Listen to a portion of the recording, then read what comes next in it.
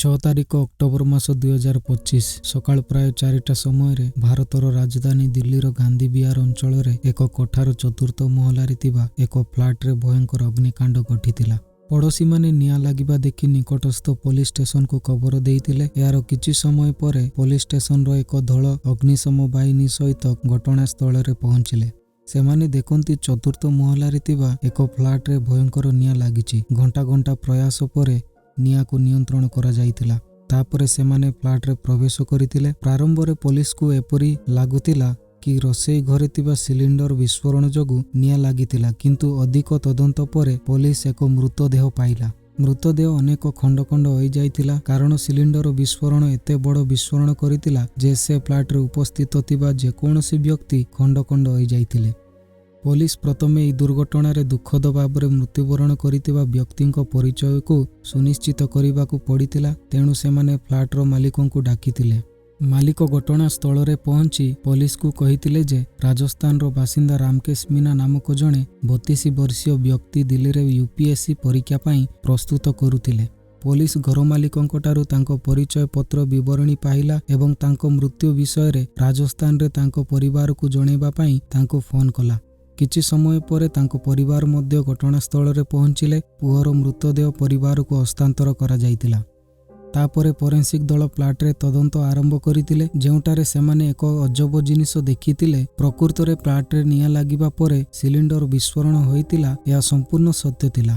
ତଥାପି ତଦନ୍ତରୁ ଜଣାପଡ଼ିଥିଲା ଯେ ଗ୍ୟାସ୍ ସିଲିଣ୍ଡର ରୋଷେଇ ଘରେ ନୁହେଁ, ରୁମ୍ରେ ବିସ୍ଫୋରଣ ହୋଇଥିଲା। ଏହା ପୋଲିସ ଏବଂ ଫୋରେନ୍ସିକ୍ ଦଳ ପାଇଁ କିଛି ସନ୍ଦେହ ସୃଷ୍ଟି କରିଥିଲା, କାରଣ ଯଦି ସିଲିଣ୍ଡର ରୋଷେଇ ଘରେ ବିସ୍ଫୋରଣ ହୋଇଥିଲା ତେବେ ଏହାକୁ ଏକ ଦୁର୍ଘଟଣା ବୋଲି ବିବେଚନା କରାଯାଇପାରେ। କିନ୍ତୁ ବିସ୍ଫୋରଣ ହୋଇଥିବା ସିଲିଣ୍ଡର ସେହି କୋଠରୀରେ ମିଳିଥିଲା ଯେଉଁଠାରେ ରାମକେଶ ମୀନାଙ୍କ ମୃତଦେହ ମିଳିଥିଲା। ଏହାର ଅର୍ଥ ହେଉଛି ସିଲିଣ୍ଡରକୁ ରୋଷେଇ ଘରରୁ ନିଆଯାଇ ତାଙ୍କ ରୁମ୍ରେ ରଖାଯାଇଥିଲା। ଏହା ପୋଲିସକୁ ସନ୍ଦେହ କରିଥିଲା ଯେ ଏହା ଏକ ଦୁର୍ଘଟଣା ନୁହେଁ, ବରଂ ଏକ ଯୋଜନାବଦ୍ଧ ହତ୍ୟା। ପୋଲିସ ଏହି ଦିଗରେ ତଦନ୍ତ ଆରମ୍ଭ କରିଥିଲା। ଯେତେବେଳେ ପୋଲିସ ବିଲ୍ଡିଂର ଅନ୍ୟ ଫ୍ଲାଟର ଲୋକମାନଙ୍କୁ ପଚରାଉଚରା କଲା, ସେମାନେ ଜାଣିବାକୁ ପାଇଲେ ଯେ ରାମକେଶ ମୀନାଙ୍କ ସହିତ ଅମୃତା ଚୌହାନ ନାମକ ଜଣେ 21 ବର୍ଷୀୟ ମହିଳା ମଧ୍ୟ ସେଠାରେ ରହୁଥିଲେ। ସେ ମାତ୍ର 2 କିମ୍ବା 3 ମାସ ପୂର୍ବରୁ ଫ୍ଲାଟଟି ଭଡ଼ା ନେଇଥିଲେ, କିନ୍ତୁ ଦୁର୍ଘଟଣା ସମୟରେ ଅମୃତା ଚୌହାନ ସେଠାରେ ନଥିଲେ। ପୋଲିସ ତାଙ୍କ ନମ୍ବର ଉଠାଇ ତାଙ୍କ ମୋବାଇଲକୁ କଲ୍ କଲେ, ତାହା ସୁଇଚ୍ ଅଫ୍ରେ ଥିଲା। ଏହା ପୋଲିସର ସନ୍ଦେହକୁ ବୃଦ୍ଧି କରେ ଯେ ରାମକେଶ ମୀନାଙ୍କ ଉପରେ ଏତେ ବଡ଼ ଗମ୍ଭୀର ଦୁର୍ଘଟଣା ଘଟିଛି। ତାଙ୍କ ଲିଭିଂ ପାର୍ଟନର ଏହା ବିଷୟରେ ଜାଣିନି, ନା ସେ ଜାଣିଶୁଣି ଫେରାର ଅଛନ୍ତି। ପୋଲିସ ସେମାନଙ୍କର ତଦନ୍ତକୁ ଆଗକୁ ବଢ଼ାଇ ବିଲ୍ଡିଂରେ ଥିବା ସମସ୍ତ CCTV କ୍ୟାମେରାରୁ ଫୁଟେଜ୍ ବାହାର କରିବା ଆରମ୍ଭ କରେ। ଏହିଠାରେ ସେମାନେ ଜାଣିବାକୁ ପାଇଲେ ଯେ 5 ଅକ୍ଟୋବର 2025 ରାତି ପ୍ରାୟ 9ଟା ସମୟରେ ଅମୃତା ଚୌହାନଙ୍କ ସହ 2 ଜଣ ଲୋକ ରାମକେଶ ମୀନାଙ୍କ ଫ୍ଲାଟକୁ ଆସିଥିଲେ ଏବଂ ପ୍ରାୟ ରାତି 2ଟା କିମ୍ବା 3ଟା ସମୟରେ ଅମୃତା ଚୌହାନଙ୍କୁ ସେହି 2 ଜଣଙ୍କ ସହିତ ଫ୍ଲାଟରୁ ବାହାରକୁ ଯାଉଥିବାର ଦେଖାଯାଇଥିଲା। ଉଭୟ ବ୍ୟକ୍ତି ସେମାନଙ୍କର ମୁହଁ ଘୋଡ଼ାଇ ଦେଇଥିଲେ। ଏହା ମନେ ହୁଏ ଯେ ସେମାନେ ନିଜର ପରିଚୟକୁ ଲୁଚାଇବାକୁ କିମ୍ବା ମୁହଁ ଲୁଚାଇବାକୁ ଚେଷ୍ଟା କରୁଥିଲେ। ତଥାପି କ୍ୟାମେରାରେ ଅମୃତା ଚୌହାନଙ୍କ ମୁହଁ ସ୍ପଷ୍ଟ ଭାବରେ ଦେଖାଯାଉଥିଲା। ପ୍ରାୟ ରାତି 2ଟା କିମ୍ବା 3ଟା ସମୟରେ ସେମାନେ 3 ଜଣ ଫ୍ଲାଟ ଛାଡ଼ି ଚାଲିଗଲେ। ପ୍ରାୟ ସକାଳ 4ଟା ସମୟରେ ଫ୍ଲାଟରେ ନିଆଁ ଦ୍ରୁତ ଗତିରେ ବ୍ୟାପି ଯାଇଥିଲା ଏବଂ ଲୋକମାନେ ସେହି ସମୟରେ ସିଲିଣ୍ଡର ବିସ୍ଫୋରଣର ଶବ୍ଦ ଶୁଣିଥିଲେ। ବର୍ତ୍ତମାନ ପୋଲିସର ସନ୍ଦେହ ଅମୃତା ଚୌହାନ ଏବଂ 2 ଜଣ ଅଜ୍ଞାତ ବ୍ୟକ୍ତିଙ୍କ ଉପରେ ପଡ଼ୁଛି। ସେମାନେ ସମ୍ଭବତଃ ରାମକେଶ ମୀନାଙ୍କୁ ହତ୍ୟା କରି ଏହାକୁ ଏକ ଦୁର୍ଘଟଣା ବୋଲି ଦେଖାଇବାକୁ ଚେଷ୍ଟା କରିଥିଲେ। ଯେତେବେଳେ ଏହି ଝିଅ ଅମୃତା ଚୌହାନଙ୍କ ବିବରଣୀ ସଂଗ୍ରହ କରାଯାଏ, ସେତେବେଳେ ଜଣାପଡ଼େ ଯେ ଉତ୍ତରପ୍ରଦେଶର ମୁରାଦାବାଦର ବାସିନ୍ଦା ଏବଂ ଦିଲ୍ଲୀରେ ଫୋରେନ୍ସିକ୍ ସାଇନ୍ସ ପାଠ ପଢ଼ୁଥିଲେ ଏବଂ ରାମକେଶ ମୀନାଙ୍କ ସହିତ ଲିଭିଂ ରିଲେସନସିପ୍ରେ ଫ୍ଲାଟରେ ରହୁଥିଲେ। ପୋଲିସ ମୁରାଦାବାଦ ତାଙ୍କ ଘରେ ପହଞ୍ଚି ଜାଣିବାକୁ ପାଏ ଯେ ତାଙ୍କ ପରିବାର ସେମାନଙ୍କ ଝିଅଙ୍କୁ ସେମାନଙ୍କ ସମ୍ପତ୍ତିରୁ ବାହାର କରିଦେଇଛନ୍ତି, କାରଣ ତାଙ୍କର ଆଚରଣ ଭଲ ନଥିଲା। ତେଣୁ ତାଙ୍କ ପରିବାର ଏହା ବିଷୟରେ ଜାଣି ମଧ୍ୟ ନଥିଲେ ଯେ ସେ କେଉଁଠି ରହୁଛନ୍ତି। ସେଠାକୁ ଯିବା ପରେ ମଧ୍ୟ ପୋଲିସ ଅମୃତା ଚୌହାନଙ୍କୁ ପାଇଲା ନାହିଁ। ତଥାପି ତଦନ୍ତ ଜାରି ରହିଲା, କାରଣ ଅମୃତା ଚୌହାନ ଏହି ମାମଲାରେ ଏକ ଗୁରୁତ୍ୱପୂର୍ଣ୍ଣ ଭୂମିକା ଗ୍ରହଣ କରିଥିବା ଜଣାପଡ଼ିଥିଲା। ତାପରେ ଅମୃତା ଚୌହାନଙ୍କୁ ଖୋଜିବା ପାଇଁ ଏକ ସ୍ୱତନ୍ତ୍ର ପୋଲିସ ଦଳ ଗଠନ କରାଯାଇଥିଲା। 18 ଅକ୍ଟୋବର 2025 ଅମୃତା ଚୌହାନଙ୍କ ମୋବାଇଲ ଫୋନ୍ କିଛି ସମୟ ପାଇଁ ଆକ୍ଟିଭ୍ ରହିଥିଲା।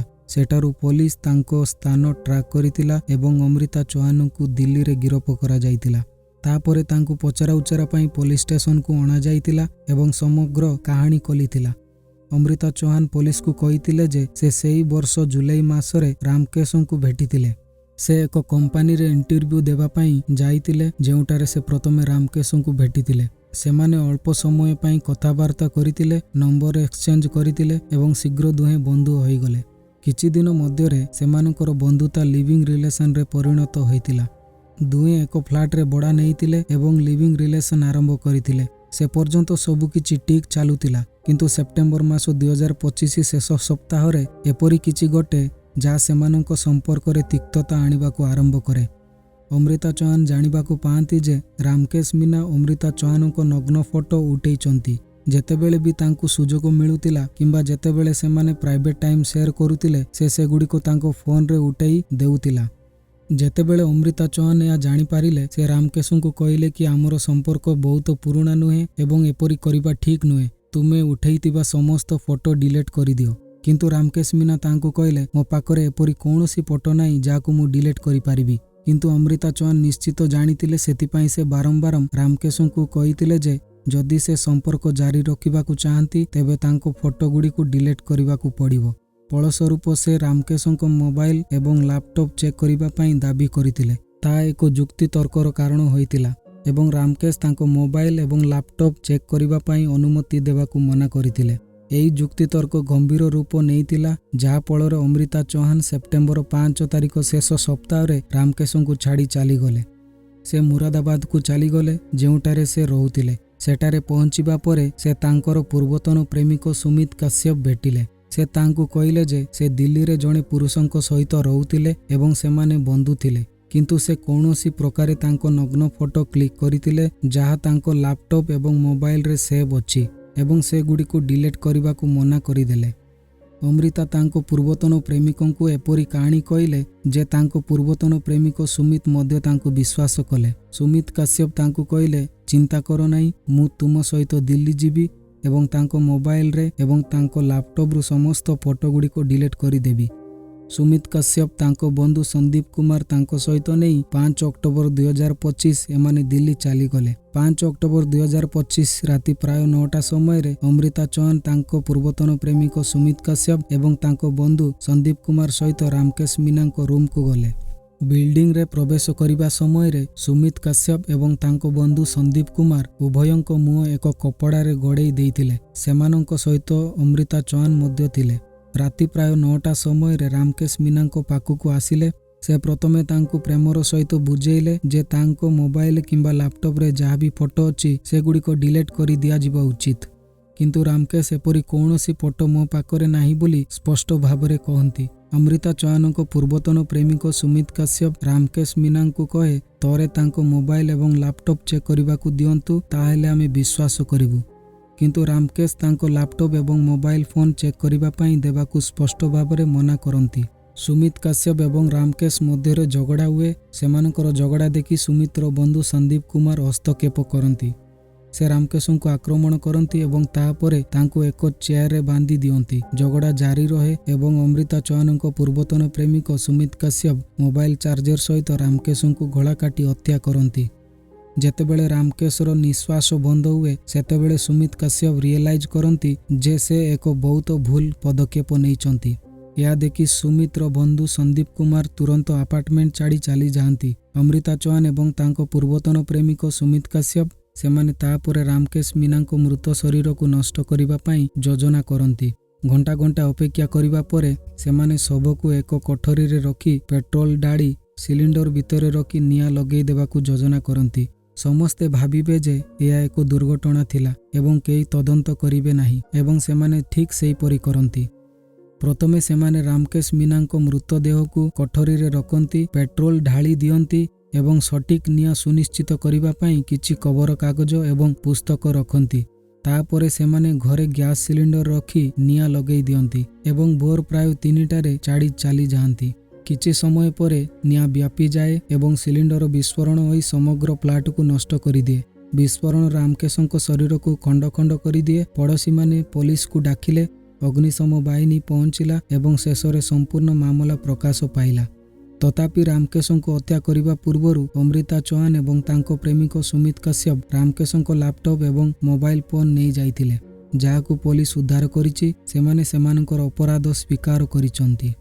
ଯେତେବେଳେ ପୋଲିସ ରାମକେଶଙ୍କ ମୋବାଇଲ ଫୋନ ଏବଂ ଲାପଟପ୍ ଚେକ୍ କଲା ସେତେବେଳେ ସେମାନେ ପ୍ରାୟ 15 ଝିଅଙ୍କ ନଗ୍ନ ଫଟୋ ଏବଂ ଭିଡ଼ିଓ ପାଇଲେ। ଏହି ଝିଅମାନେ ସମସ୍ତେ ସେହି ଥିଲେ ଯେଉଁମାନେ କେବେ ନା କେବେ ରାମକେଶଙ୍କ ସହିତ ତାଙ୍କ ବନ୍ଧୁ ଭାବରେ କିମ୍ବା ତାଙ୍କ ପ୍ରେମିକା ଭାବରେ ଥିଲେ ଏବଂ ରାମକେଶ ସେମାନଙ୍କର ଫଟୋ ଉଠାଇଥିଲେ। ପୋଲିସ ଲାପଟପ୍ରେ ଅମୃତା ଚୌହାନଙ୍କର କିଛି ନଗ୍ନ ଫଟୋ ମଧ୍ୟ ପାଇଲା। ଏଠାରୁ ଏହା ସ୍ପଷ୍ଟ ହୋଇଗଲା ଯେ ଅମୃତା ଚୌହାନଙ୍କ ସନ୍ଦେହ ଯେ ରାମକେଶଙ୍କ ତାଙ୍କ ଫଟୋ ଉଠାଇଛନ୍ତି ତାହା ସମ୍ପୂର୍ଣ୍ଣ ସଠିକ୍ ଥିଲା, କିନ୍ତୁ ସେ ଯେଉଁ ପଦକ୍ଷେପ ନେଇଥିଲେ ତାହା ସମ୍ପୂର୍ଣ୍ଣ ସଠିକ୍ ନୁହେଁ। ଯଦିଓ ଏହି ମାମଲାରେ ରାମକେଶ ମଧ୍ୟ ଭୁଲ ବ୍ୟକ୍ତି ଥିଲେ, ସେ ଯାହା କରିଥିଲେ ତାହା ଭୁଲ ଥିଲା ଏବଂ ଏହି ଦୃଷ୍ଟିକୋଣରୁ ତାଙ୍କୁ ତାଙ୍କ କାର୍ଯ୍ୟ ପାଇଁ ଦଣ୍ଡ ଦିଆଯାଇଥାନ୍ତା। ଅମୃତା ଚୌହାନ ଯେଉଁ କାର୍ଯ୍ୟ କରିଥିଲେ ତାହା ସମ୍ପୂର୍ଣ୍ଣ ଭୁଲ ଥିଲା। ଯଦି ସେ ତାଙ୍କ ପୂର୍ବତନ ପ୍ରେମିକଙ୍କ ବଦଳରେ ପୋଲିସ ପାଖକୁ ଯାଇଥାନ୍ତେ ତେବେ ରାମକେଶ ଆଜି ମଧ୍ୟ ଜୀବିତ ଥାନ୍ତେ ଏବଂ ଅମୃତା ଚୌହାନଙ୍କୁ ଜେଲ୍ ଯିବାକୁ ପଡ଼ିନଥାନ୍ତା। ତେବେ ଏହା ଥିଲା ରାଜସ୍ଥାନର ବାସିନ୍ଦା ରାମକେଶଙ୍କ ହତ୍ୟା ପଛରେ ସମ୍ପୂର୍ଣ୍ଣ ସତ୍ୟ। ଏହି କାହାଣୀରୁ ଆପଣ କ'ଣ ଶିକ୍ଷା ପାଇଲେ ଦୟାକରି କମେଣ୍ଟରେ ସେୟାର କରନ୍ତୁ ଏବଂ ଏପରି ଅଧିକ ଭିଡ଼ିଓ ଦେଖିବା ପାଇଁ ଆମ ଚ୍ୟାନେଲକୁ ସବସ୍କ୍ରାଇବ୍ କରିବାକୁ ଭୁଲନ୍ତୁ ନାହିଁ।